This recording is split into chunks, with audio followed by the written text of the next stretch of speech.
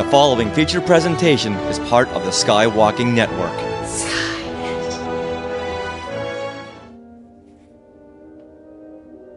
Welcome, everybody, to Star Warsologies. As promised, we're getting to the episode about alcohol today. We're going to talk about those famous cantina and casino scenes. Our guest expert today is a brewer. His name is Reed Miller. Welcome, Reed. Thanks for having me, guys. Yeah, thanks for being on the show. We're glad to have you here. Yeah, I'm glad to be here. And there's a lot more about alcohol in the Star Wars universe than just some cantina and casino scenes. There's a lot of ways that it can be similar to the way that we have bars and restaurants here. Alcohol has been a part of culture and civilizations. Yeah, so we'll be talking about alcohol this time on Star Warsologies. Star Warsologies is the podcast where we bring science and technology and other fields of study to the galaxy far, far away. I am James Floyd. I am a writer for Star Wars Insider Magazine and StarWars.com. And my name is Melissa Miller. I'm also a freelance writer for Star Wars Insider Magazine, and that's how James and I know each other. So Reed has worked in the beer industry for over 10 years. He's currently at AleSmith Brewing, which is here in San Diego, California. It's one of the longer established craft breweries. 26 years for that industry is a long time. And full disclosure, he is also my husband. Reed, can you tell us a little bit about your educational background and how you ended up in this career? Well, my educational background, I went to school at UC San Diego. I ended up studying biological anthropology, which is not that related to brewing. But there are a lot of people in the brewing industry that do not have a full brewing education. It's something that a lot of people kind of stumble into the way that I did. There's a lot of craft breweries here in San Diego, and there's a lot of good beers that I came to enjoy. And I just started asking questions, how things got made, and learned that it's a both simple and complex process. And that really intrigued me, and I wanted to learn more, and finally got my foot in the door and got to start making some of that beer. Yeah, I remember when Reed was looking to get a job, outside of maybe what he'd studied in school. And I was like, well, I heard this great tip, write down a list of 5 things it would be super cool to pay you to do for a living. And was it number 1 on your list? I don't think it was number 1 at the time, but it was the top 5. Drink beer. So, there you go. So what's your relationship to Star Wars other than being married to me, who is clearly obsessed with it? I can't remember the first time that I had seen any of the original trilogy movies, but it was definitely when I was quite young. I might have just stumbled across them watching on cable, or I'm not really sure, but immediately liked what I saw. I mean, space travel is something that almost every kid really likes, and that was a fun thing too, seeing these different planets and different alien species. So as a master zimmergist, that's a fancy word for somebody who's not very knowledgeable in brewing and distilling and winemaking, for those of you keeping track at home. As a master zimmergist, what do you see when you now look at Star Wars and see them in bars and having alcoholic drinks and such? That is definitely something, watching Star Wars or any other movie or TV show, where whenever you're part of that industry and know kind of what goes on, you're like, oh, I'm not sure about that. There are quite a few bars that get visited in the Star Wars universe. We see a lot of community interaction in those bars. Sometimes good guys, sometimes bad guys, sometimes a mix. And there's not a lot of detail that I've seen on the drinks themselves, but that is maybe just from an artistic standpoint. We rewatched the famous cantina scene, and certainly noticed a lot of new things when you think about it from a brewing perspective. Right. We see, behind the bar, there are a few different serving vessels that it looks like, and quite a bit of pipe work leading to a back room where maybe you have some larger containers. Maybe there's refrigeration back there, or heating. Don't really know how the drinks are served. And there are a few different types of glasses, serving vessels, that we see out on the bar and on tables in people's hands.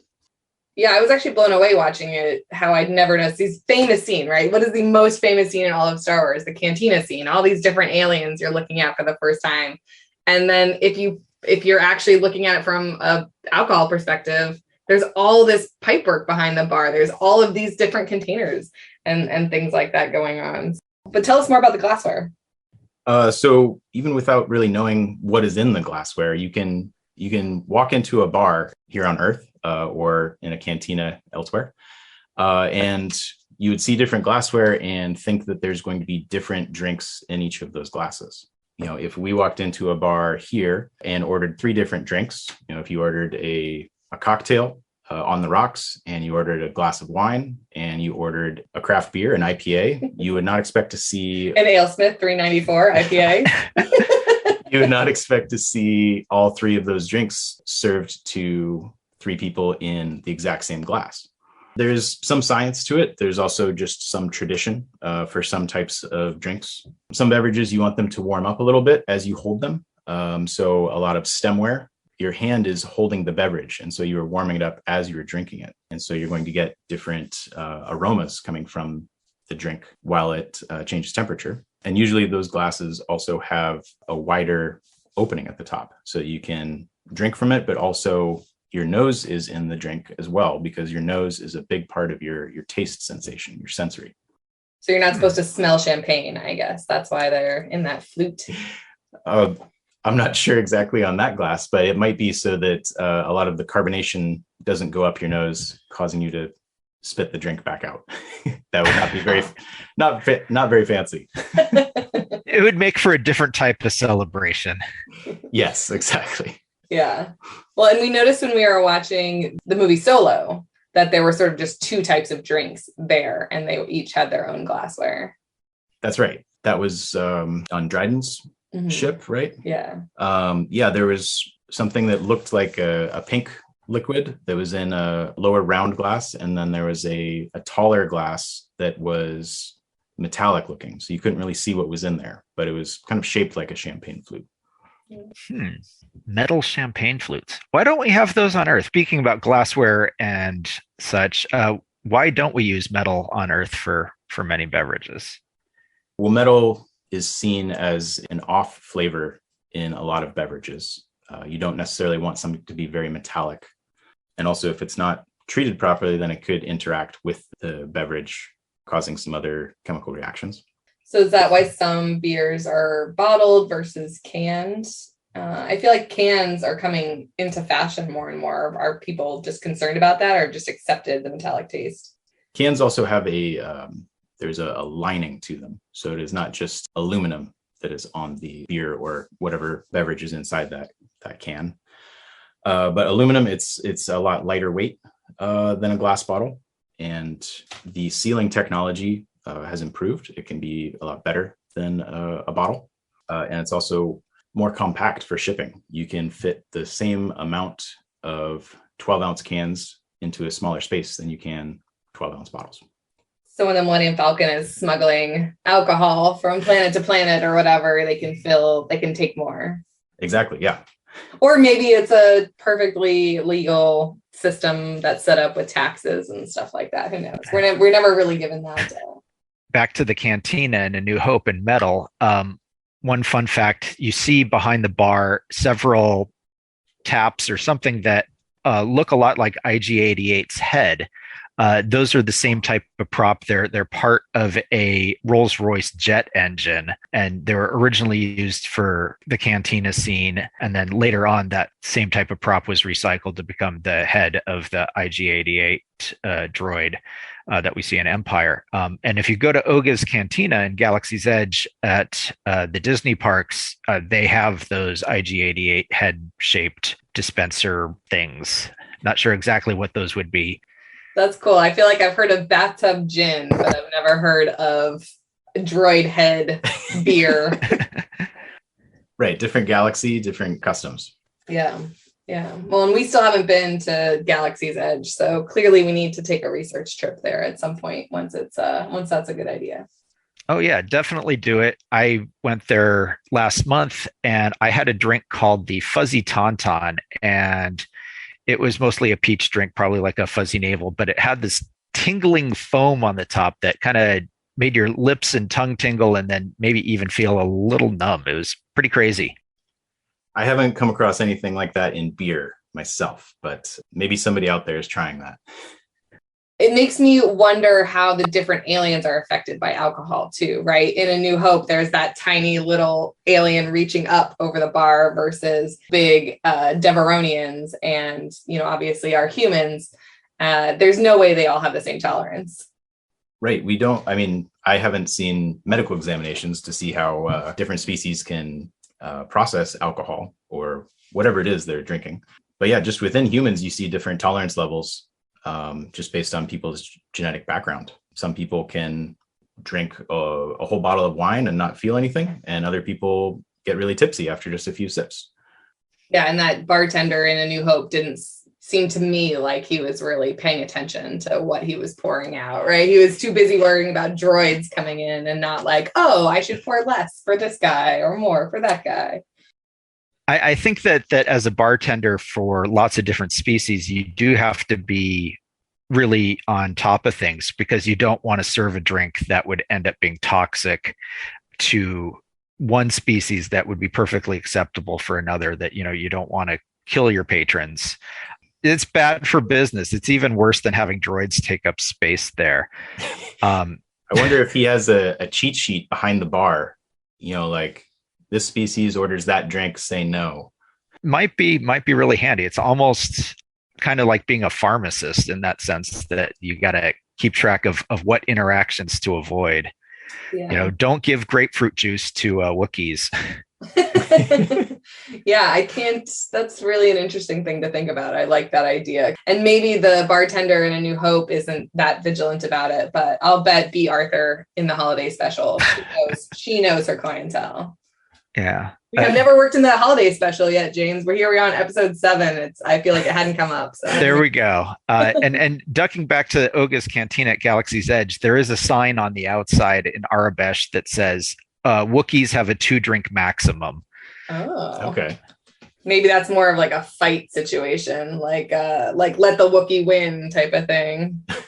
Yeah, or just you don't want to deal with the drunk Wookiee. Either they get belligerent or they get sick, and nobody wants to have to mop up after that.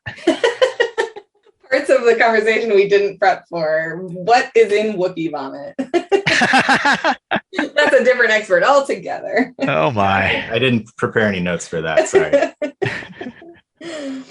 Well, I was thinking really this could be another episode really is the culture and the community, as you mentioned, around bars. It's such a thing in Star Wars and Westerns that, Star Wars has roots in and everything really. There's some neighborhood bar. If you need information, you go to the neighborhood bar kind of thing. And that happens in a couple episodes of The Mandalorian, which I really liked seeing that it's continuing, because it does feel like Star Wars. There's almost every movie at least. And I'm assuming throughout the Clone Wars, but James would have to talk to that. We don't see bars as often. I mean, we do see them from time to time as places where characters hang out. But, since it's more geared towards children, there's not a whole lot of bars and alcohol. But certainly in Bad Batch, the character Sid, who she's kind of an information broker and gives jobs to the Bad Batch, she runs her parlor, and there are a lot of, there's like some casino games, like video poker type things and Dejarik, but there's also a lot of different drinks on tap or in the background. There's, drink there called the thermal detonator, the reactor coolant, dark blue milk, the wicked womp rat, and one called Wyron's Reserve, which is a nod back to the old EU. That I think that was a Carillion hard liquor of some kind. Interesting. Yeah, in a few of the Clone Wars episodes, I can remember, beverages being shared in, celebration, welcoming guests and that sort of thing.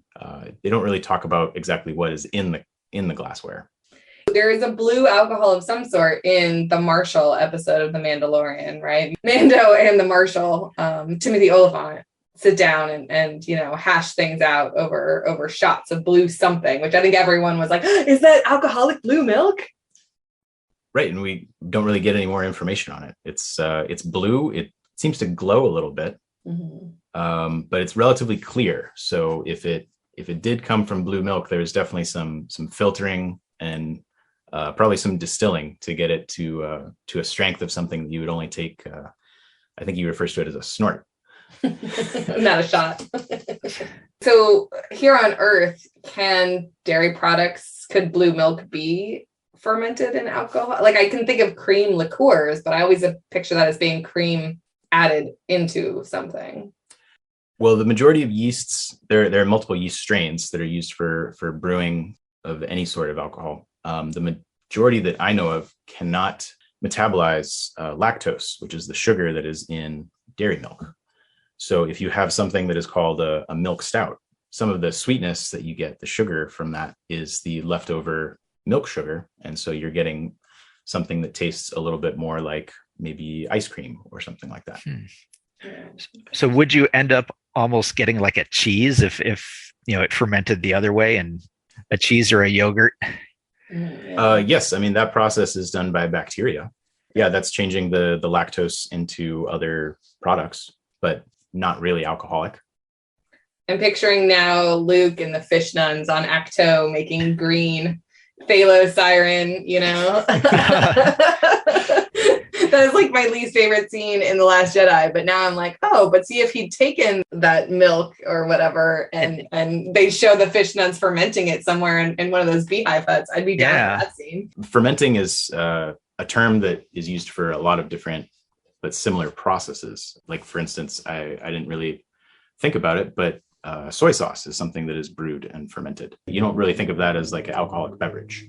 You can find fermentable sugar from almost anything. The traditional ones in the beer industry are from barley and wheat and oats. Depending on where you are, you don't have those things. So you can make alcohol out of just about anything. When we were in the Amazon rainforest in Ecuador, we were told that almost everything around us was either going to try to kill us, it was poisonous, or it was good for making chicha, which was a fermented beverage. So that's maybe a different Venn diagram of the world that we could take a look at. Right. Yeah. Hopefully not too much overlap there. But we got this tour, we were on this hike, and our guide didn't speak very much English. And we don't speak a whole lot of Spanish, but yeah, that we definitely got that part of the conversation was like, don't eat that. Don't even touch that. This we can chew and you'll get a little drunk. This we pour into this vat and, get a little drunk, and, that's poisonous, So that was like our tour of the rainforest. I just recently saw Jungle Cruise, and there's a little gag in there where they end up with some indigenous peoples in the Amazon, and one of them comes across a fermented drink and really enjoys it, and then Dwayne Johnson tells him that that's fermented spit. So you really can ferment anything. Yeah. Well, and that actually is part of the breakdown of the starches. You can actually do that. There are starches that need to get broken down into sugars in order to get fermented by the yeast that you put in there. And there is actually a beer that Dogfish Head put out a few years ago. I can't remember the name of it off the top of my head, but they did actually have their employees chew on some of the ingredients and break them down and spit them into a big container. Amazing. Yeah, I just looked up now that those beverages are real, and in Peru they're called chicha and masato. I don't remember. Did we try chicha while we were there? I'm not sure. I'd be brave enough. I don't think we tried chicha. No. So I'm just now imagining getting paid to hawk loogies. Yeah, there you go. Put that on your 5 things you'd love to get paid to do list. Everyone make this list. Hawk loogies wouldn't have been on mine, but hey, don't judge. Can you give us like a brief explanation of what exactly the brewing process is for the beer that you do, just so we kind of know some of the terms that we've talked about? Well, the brewing process for beer generally involves 4 ingredients: water, malt, hops, and yeast. So water can be found pretty much everywhere. The malt is malted barley, which is a type of grain similar to wheat or oats. And you can use other grains, cereal grains, but barley has a lot of enzymes that are needed for turning those starches into sugars for the brewing process. Hops are a plant that grow wild, but are also cultivated and bred for different qualities that they can provide for the beer. They are good for flavoring, but also for preservation, shelf-stable properties. And yeast does the part that gets alcohol into the beer, the fermentation. Depending on the strain of yeast that you're using, you're going to get different flavors and aromas from the metabolism of the yeast. So if we were to make a beer, have we seen all those 4 ingredients basically in Star Wars? Could we make a beer that was the Star Wars combination? I think so. It would just be, I guess, figuring out what type of a beer you wanted to make, but we've definitely seen a lot of sources of water. So you've got an ice moon, right? Mm-hmm. So you've got a lot of frozen water there that you could thaw. Oh, there you go. Yeah, thaw out parts of Hoth is what you're saying, right? See, and I was just picturing like moisture farming, on Tatooine, just because that's such a ridiculous concept to me. But I guess if water is that scarce there, you wouldn't necessarily want to use that water. Back in the Tales from the Mos Eisley Cantina, came out 20 plus years ago. In one of the stories, they mentioned that the most expensive beverage on Tatooine is just pure water. That would make sense. Okay, so you wouldn't use that. Okay, so then what else? The source of your sugar is going to be your malted barley. So you're going to need a planet that has a lot of farming potential to it. So we see that on the planet at the beginning of Rogue One. We do see some crops being grown. Oh yeah, Lamu. Okay, I couldn't remember. I knew you'd remember the name, James. I was like, oh, the Urso planet.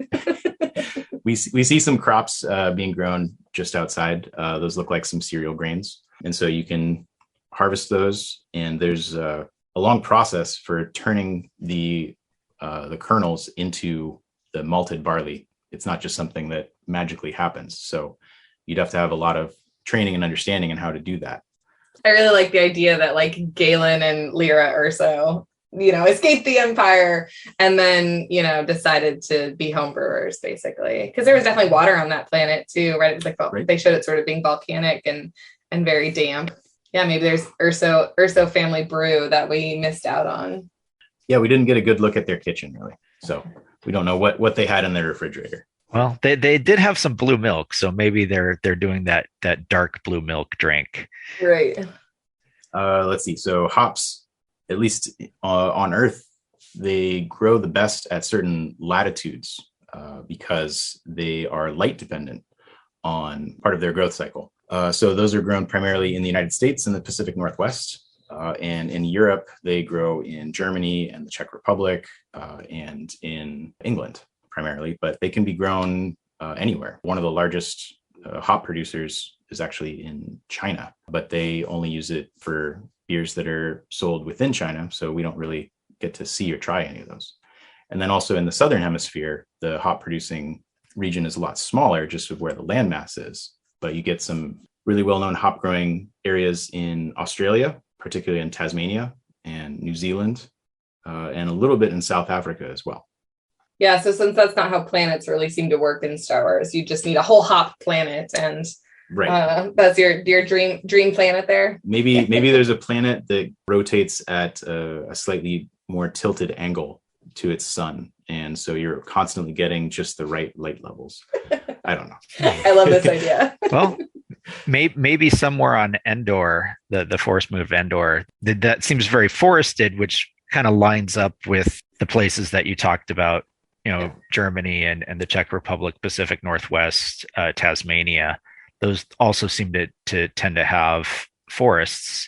Yeah. So maybe Endor is a good place, and there's, little Ewok hops. Oh, I love that idea. Well, they did have that big celebration afterwards, and I'm sure that the Rebel fleet isn't going to go down there if they hear there's nothing to drink. Yeah, what are we getting out of this, huh? Just hanging out with some teddy bears, the huge. And then yeast you can get from pretty much anywhere, right? I mean, I remember all the ridiculous stories of breweries in the last, couple decades having yeast sources, like a beard, the beard of one of the brewers had yeast, and that's what they made their beer out of. You can get yeast just about anywhere. One of the microbiologists that I'd worked with before had done a test of just leaving out a jar with some cheesecloth over the top and then just collecting some wild yeast that was floating through the air here in San Diego County. And he didn't find anything that seemed very anything intriguing that he wanted to keep growing farther, but just seeing what was out there, there were some options.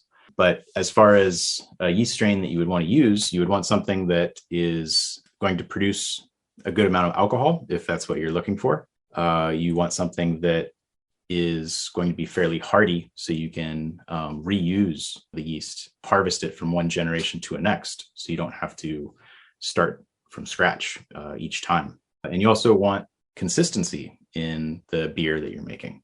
If you order a beer at a bar, you want it to be the same each time you order it. You don't want to have a guessing game of, is it going to be good this week or bad? And so then you would have to have proper isolation of the yeast strain that you want. Otherwise, it could be a guess of what the beer is going to turn out like. Yeah, we visited a few breweries where they have their wild yeast brewing in like a completely different building, because That's it's right. One of those things that can like get loose, right? It definitely requires some control. Some people are very trusting of the systems that they have in place, and other breweries want to have it as far away as possible. There are some famous breweries in Europe where you cannot replicate their beer anywhere else because they use wild yeast strains that come in from local orchards. So there's really no other way to replicate that. You talk about how there's lots of different cultures of fermentation, making alcohol all over the world. How do you, as a biologic anthropologist, how does that fit into studying ancient civilizations or modern civilization? Well, as we've seen in some of the Star Wars episodes, the cantinas are places that people come to meet and seek information or get a ride out of town or off planet, as the case may be. And alcohol has been a part of celebrations and gatherings for millennia here on Earth. It's a good way to store your grain, your crop, as long as you have a way to keep your fermented beverage. If you grow all this grain and it just goes bad sitting around, it doesn't do you any good to be in agriculture. You're going to put in all this effort and not get anything out of it. But if you can ferment it or even go the next step and distill it, then you can keep it for a much longer period of time and also have some alcoholic drinks out of it. Bonus. Yeah, I feel like I remember I was a biological anthropology minor in college. We went to the same place, took a lot of the same classes. And I definitely remember learning that, going from hunting and gathering civilizations to agricultural civilizations did have a lot to do with making alcohol. Am I misremembering? You were a much better student than I was. No, I remember that as being real. I think it was something that was definitely theorized, and it makes sense to me. I know that there are also documentation for, like, when the Egyptians were building the pyramids, alcohol was actually a part of the payment for the workers building the pyramid. They were promised a certain volume of beer each day after a hard day of work. The beer that they were drinking was nothing like what you and I would think of as a beer. It was a little bit thicker in consistency. It was definitely something that was actually a very good nutritional value as well, and probably had a low enough alcohol they could trust the workers to show up on time the next day. That kind of reminds me of a concept from a different show, the Mutter's Milk from Firefly, that gets them, has a full day of nutrients and such, but also keeps them calm enough and cool enough and maybe a little woozy and tipsy so they'll sleep a whole night. Right. Well, yeah. Also, the brewing process, the boiling process of what's called the wort, which is the sugar water that you get from the malted barley. When boiling that, you're sterilizing it. And so if there had been any microbes on the grain itself that could cause it to go bad. By boiling it, you're killing those off. It's something that's safe to drink afterwards. I like the firefly reference because it reminds me that there really is alcohol in every, fantasy or science fiction property I can think of. I definitely remember it in Star Trek, going to 10 forward on the Enterprise and the bars, and Guinan being your equivalent, local bartender, therapist, information gatherer type person. That really is just something that as a human civilization, we write into all of our fantasy properties. It's like, oh, well, certainly, even if we're in a different galaxy or in the far future, this same concept will still be there. And so that's interesting.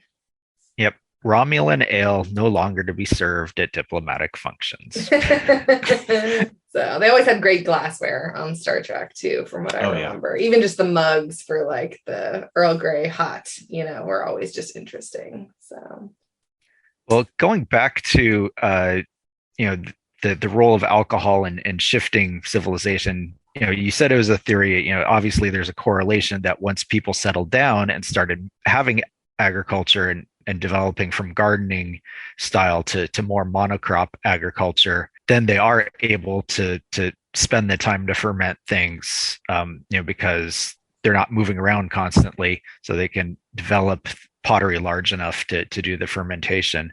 I guess, brewing now is done on a bigger scale, but how would you do it on a fairly small scale, if based on how big you can make pottery, basically? Well, there are actually some breweries I've seen where they actually use stone vessels as their fermentation vessels, as opposed to stainless steel, which is the standard. These are relatively small, maybe about 100 gallons, 200 gallons in size. You get different flavors from the stone, and also it's something that you can't necessarily temperature control. So you're going to get a little bit of variation depending on what time of year you're fermenting in them. That's cool, though. I would love to have a flight of beer that was the same recipe made in stainless steel versus, isn't copper also a thing in some breweries, and then stone, and, then some huge vat like they have in the monks in Belgium have, or whatever, where it's these just huge wooden vats or something like that. Yes. Yeah. There's all different types of fermentation vessels as well. There's open fermentation, where it's basically a big tank with no lid on it whatsoever. The only negative of that is that you can't really control if anything is going to fall into that vessel. So you need to have a clean environment around it. But most modern breweries have stainless steel tanks that are enclosed and can maintain pressure when needed, and also have temperature control. Most yeast need to ferment within a relatively narrow temperature range to get the properties that you want in the beer. Were there any other topics about alcohol or brewing that's relevant to Star Wars we should talk about? There's always the discussion of Anakin Skywalker having killed some Yinglings. Boo. I got nothing. That's good. Yeah, I can't think of a retort. All right. If you're listening to this and you like that joke, please give us feedback. If you didn't like the joke, please keep your mouth shut. So if someone is interested in getting into this field, into brewing or fermentation or the alcohol process, how should they go about doing that? Well, there's a lot of small breweries, or if you like wine, there's a lot of small wineries or distilleries. A lot of them are actually looking for volunteers to get a little bit of experience. There's also a lot of university programs now in the United States. There used to be only a couple, but now there's actually, I believe, 3 different programs, maybe 4 here in San Diego County for different levels of brewing education. Yeah, and UC Davis has a good winemaking program. UC Davis, also has a graduate program. You can get pretty much the equivalent of a PhD in brewing from there. But as far as different fields, I've come across people that are specialists in so many different scientific arenas. If you're interested in plants, the agriculture, the hop cultivation and barley cultivation, those are both plants that are essential for beer and are highly modified and bred by humans. They are not exactly as they were in the wild. There are so many different aspects of that someone can go into detail on. If you like the yeast side of things and microbiology, that is something that is very important to breweries. You need to make sure that you're using the proper yeast and that you're not getting contamination from any other sources. Otherwise, it's not going to taste the same or potentially go bad. There's also the chemistry side of things. You need to make sure that your water chemistry is correct. Make sure that you're getting the right cleaning done on your tanks to make sure that it's good for the next batch to go through. And the engineering side of things. We talked a little bit earlier on about the pipes in the background in the Mos Eisley cantina. But there are so many different processes going on in brewing, from heating and cooling and pressurization of vessels to the packaging, making sure that your bottle or can is designed correctly so that the beer stays in a very good condition for the consumer, whether it's shipped across the country or across the galaxy. And programming and automation. You can have a brewery that is very manual and a lot of just hand turning of valves or cranking of devices, but you also have a lot of programming and automation where pumps turn on when they reach a certain set point. The brewery doesn't run itself, but it helps out a lot, especially when you're making a very large batch of beer. Yeah, I'm sure that brewing looks a lot different today than it did 100 years ago with all of those different specialists involved. Well, that would be an interesting time travel experiment. See how quickly someone from 100 years ago could figure out how to brew on a modern system. Yeah. Learning how a computer works would probably be one of the toughest parts, because the process itself, from mixing your water and malt and on through the fermentation process, is almost the same. That sounds like you could use droids for that type of work. There are some aspects of it where it's a lot of manual labor or just moving something on to the next step, but there is also a lot of problem solving and troubleshooting. So you better make sure that the droid has the right programs loaded. Well, just think about it. If C-3PO could translate between you and the piece of equipment you're having trouble with, you had a translator, would that help? That might, yeah. It could tell you what was wrong with it. Yeah, if the machinery could speak to me, then yeah, that would help. You could get an Alco-mech droid. Oh, I like it. Yeah. Well, and I was thinking droid-wise, in Return of the Jedi, R2-D2 is basically a cocktail waitress on Jabba's, ship, with his bar cart bolts and all that kind of stuff. But that's really the only droid interaction with alcohol that we see. Well, they aren't allowed in the bar, and I think probably the main reason is that they're really lousy customers. They don't buy anything. Yeah. I was trying to remember that. I was like, no, I have a memory of them drinking, oil or something like that. And Reed reminded me that that's dot matrix in Spaceballs, not an actual Star Wars property. Well, I'll spare the social media question because I know my husband is social media averse. Anything else you want to plug, Reed? Support your local brewery. There's craft breweries all over the country, in the US here, and actually all over the world. As Melissa and I have traveled everywhere, we've been to a craft brewery on 6 different continents. Wow. Yeah, still waiting on Antarctica. Yeah, haven't checked that one off the list yet. Thank you so much, Reed, for coming out on the show today. Thank you for having me. I've had a great time. Alcohol, the cause of and solution to all life's problems.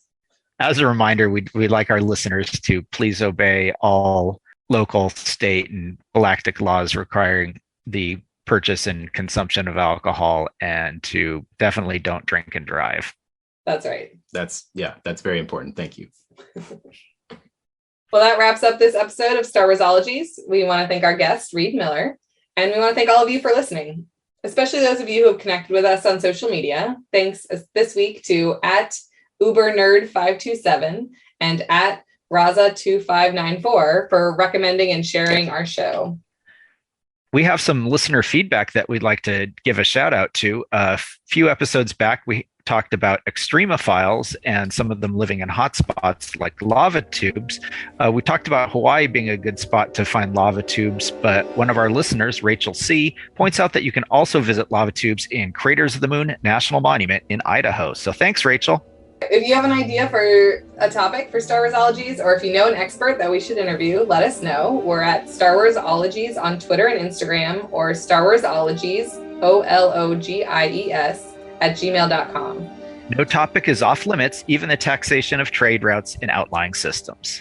We are part of the Skywalking Network, where you can also find a variety of other great shows about Star Wars, Disney, and Marvel, including the Neverland Clubhouse, Resilience Squadron, Totally Tell Me Everything, and the flagship show, Skywalking Through Neverland. You can find all of these at skywalkingnetwork.com. See you next time on Star Warsologies when we discuss the importance of journalism in Star Wars.